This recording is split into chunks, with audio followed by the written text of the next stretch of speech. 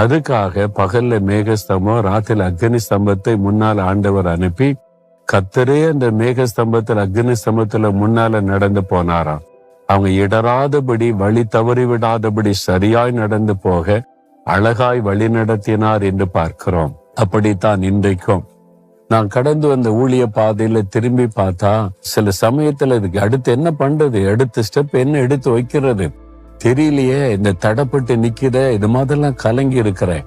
ஆனா ஆண்டவர் எதுல என்னை இடற விடவில்லை, அழகாய் நடத்தினார், உதவி செய்தார். உங்களுக்கு உதவி செய்வார். உங்க பிசினஸ்ல, வேலையில, உங்களுடைய குடும்பத்துல, ஊழியத்துல இடற மாட்டீங்க, பயப்படாதங்க.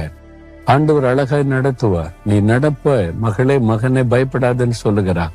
இப்ப சொல்லுங்க, ஆமா நான் இடற மாட்டேன், கர்த்தர் இடற விட மாட்டார், என் வழியில கர்த்தர் என்னை நடத்துவார். தைரியமா சொல்லுங்க, தகப்பனே என்னோடு இன்னைக்கு பேசுனீங்க, என் பயத்தெல்லாம் மாத்திட்டீங்க,